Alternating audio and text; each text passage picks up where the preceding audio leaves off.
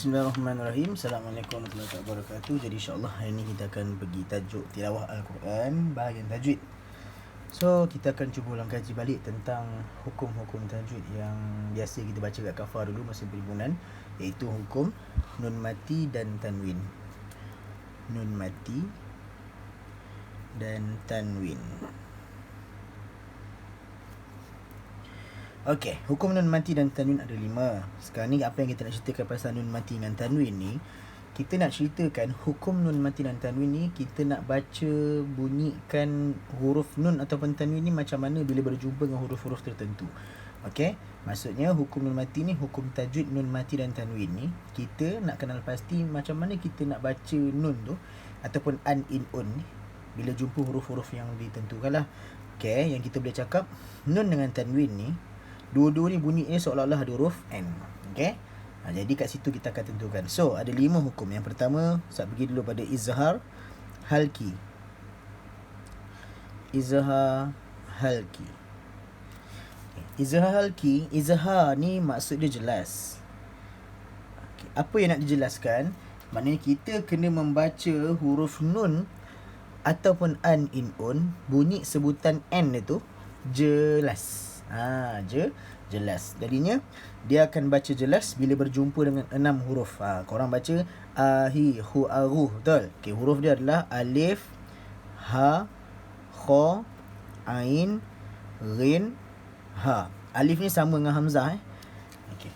So ini adalah 6 huruf. Jadi bila nun mati ataupun tanwin bertemu dengan salah satu 6 huruf ni, kita kena sebut nun ni jelas. Bunyi N itu jelas. An, contoh yang Ustaz boleh bagi, min, ahli. Okay, nun sini nun mati. Selepas dia ada huruf alif. Nun ni jumpa dengan alif. Jadi bila nun jumpa alif, alif ni dalam salah satu 6 huruf bawah izhar halki kan. Jadi bunyi nun ni harus dibaca dengan jelas. Contoh bacaan min ahli. Itu adalah cara baca bagi hukum izhar halki. Okay, faham Okey, mudahlah. Okey, nak sebutan dia ahi, khu, aruh. Bacaan dia adalah jelas dan kita biasa sebut bacaan tidak dengung. Okey, itu izhar. Yang kedua, idgham.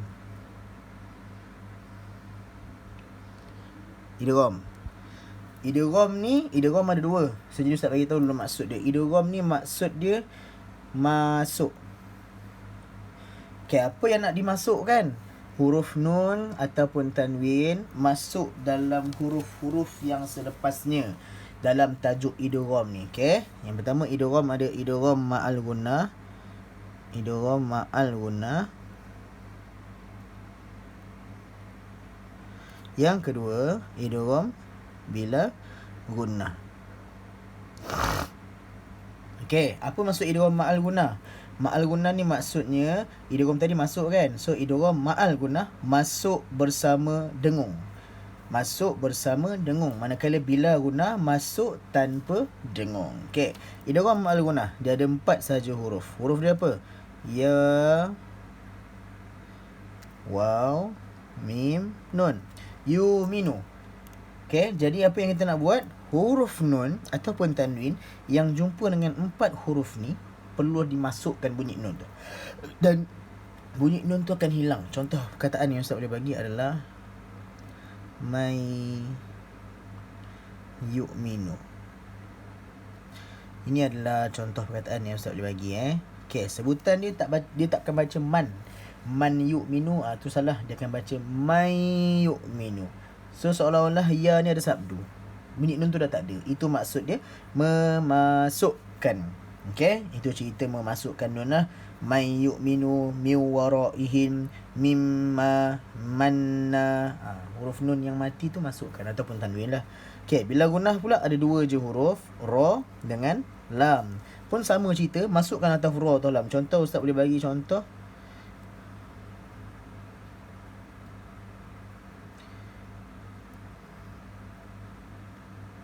Mir rabbihim.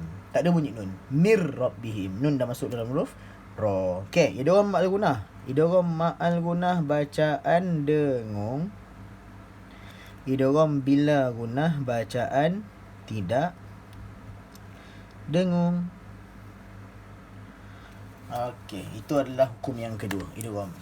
InsyaAllah dia mudah je. Kita sekarang ulang kaji je apa yang korang dah hafal. Okey. So kita pergi kat ni, yang ni dah cover 3 1 2 3. So seterusnya, yang ni yang paling banyak huruf yang orang suka bantai yang sebut. Seterusnya adalah hukum ikhfa. Ikhfa hakiki. Ikhfa hakiki yang disebut full sebab ikhfa ni ada lain. Jadi disebut ikhfa hakiki. Okey. Ikhfa hakiki. Ikhfa ni maksud dia sorok. Kita sorokkan huruf apa yang nak disorokkan? Huruf nun dan tanwin. Okey, ikhfa ni paling banyak huruf dia. Biasa korang baca Ustaz tuliskan. Tha, tuj, za, so, dako, fasik, do, to, zo, shim, zai. Ada 15. Semuanya huruf ada 15. Korang biasa baca satu jaza, sodaqa, fasik, do, to, zin, syazin. 15. Okey, jadinya bila nun tu ataupun tanwin jumpa dekat salah satu huruf 15 ni, makanya perlu sorok nun tadi. Macam mana nak sorokkan? Sorokkan dengan bacaan dengung. Dibalik dengung. Okay, sebelum tu saya nak bagi tahu maksud dengung ni. Dengung ni maksud dia ada 3 perkara yang kita kena buat serentak. Yang pertama,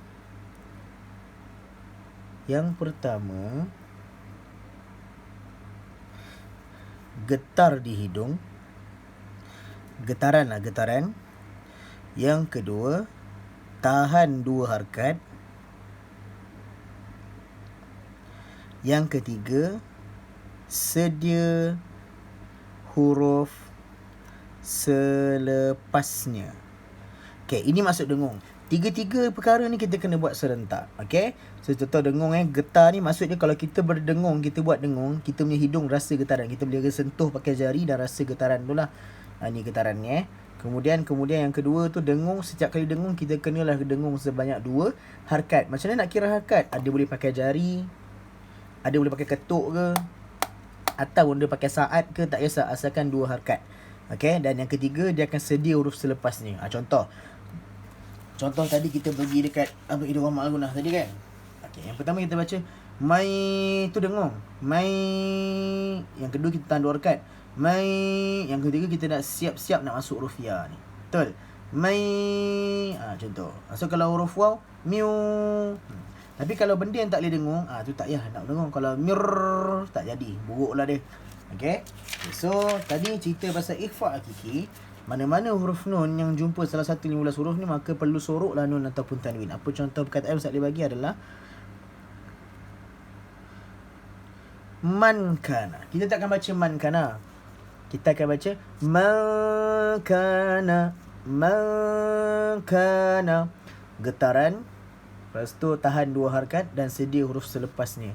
Huruf selepasnya apa? Kaf. Makana. Macam tu.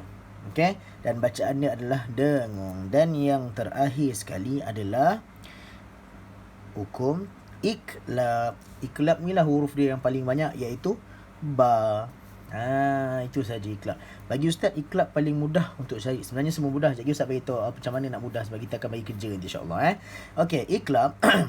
Iklab ni maksud dia tukar. Apa yang nak ditukarkan? Yang ni yang dikatakan iklab ni ada identiti sendiri. Kalau kita nak jumpa iklab dalam Al-Quran, kita kena cari perkataan yang ada mim kecil atas nun ataupun tanwin. Contoh Ustaz boleh bagi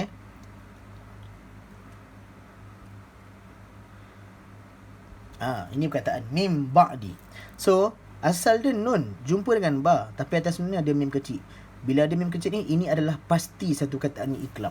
Okey. So, kita tak akan sebut nun, kita akan tukarkan dengan mim.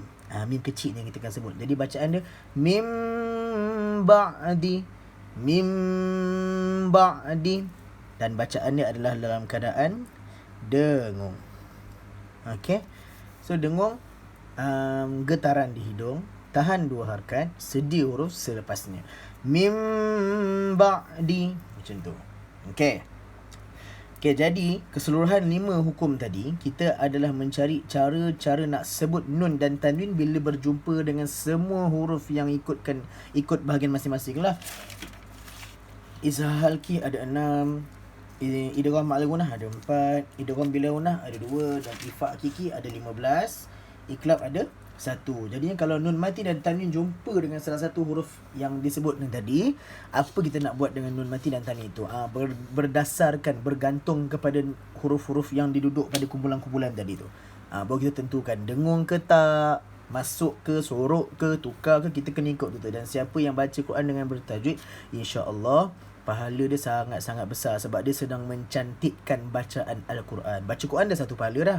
Kemudian dia cantikkan bacaan. Sebab tajwid ni maksud dia cantik, mempercantikkan. Okay.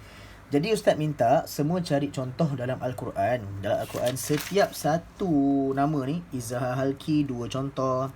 Idgham pun 2 contoh. Makna gunnah Lepas tu idgham bila gunnah 2 contoh. Ikhfa' hakiki 2 contoh. Iqlab pun 2 contoh. Okay. Jadinya macam mana nak cari contoh? Okay, senang. Kalau kita nak tahu dalam 5 hukum yang Ustaz ceritakan tadi, ada 3 je hukum yang dengung, 2 adalah hukum tak dengung. Betul? Okay. So dalam Al-Quran, kalau nak cari yang dengung-dengung, okay, contoh nun. Nun yang tak ada tanda apa-apa, bunyi dia akan pasti dengung. Ataupun nun ni dah dimasukkan dalam huruf selepasnya. Ni yang tajuk bila gunnah tadi tu lah. Okay. So ini kalau huruf nun tu dia kosong, maknanya itu akan dengung, ataupun nun tu akan dimasukkan dalam huruf selepasnya. Tapi kalau nun tu ada tanda, yang ni confirm untuk izhar halki sahaja. Sama dengan tanwin. Okay, tanwin ada 3 cara. 1, 2, 3. Okay, kalau tanwin macam ni, dia selari nama dia. Atas selari, bawah selari, depan ni 99. Tanwin macam ni khas untuk izhar je sebab sama. Tapi kalau dengung, tanwin dia takkan sama. 1, 2, yang dia punya baris depan akan jadi 69. Tanwin yang macam ni khas untuk idgham ma'al gunnah, idgham bila gunnah, ifa' hakiki, iqlab. Okay, so jadinya korang cuba cek dalam Quran, insya-Allah korang buat contoh macam ni. Tak Ustaz sediakan notan, nanti Ustaz tak gambar, Ustaz hantar dekat grup, korang salin lah kat buku. Kemudian jawapan dia macam ni. Contoh nombor 1, tulis izhar halki dalam bahasa Melayu lah, senang nak baca. Izhar halki. Lepas tu isi 2 contoh. 1, 2 contoh dalam Quran. Okay, cara nak cek contoh dalam Quran, korang cari huruf nun ataupun tanwin, kemudian salin satu perkataan. Ustaz nak tengok nun dengan tanwin tu jumpa huruf apa. Okay, bukan ambil nun je ambil nun tu, lepas tu sebelah dia tu pun kena ambil juga, satu kataan je. Okay, baru hantar kat Ustaz. Nanti tulis dan tahap gambar hantar kat Ustaz personal, insya-Allah. Okay, sekejap lagi Ustaz akan tuliskan nota salinan buku tulis masing-masing dan boleh buat latihan. Itu saja. Selamat berjaya. Assalamualaikum warahmatullahi wabarakatuh.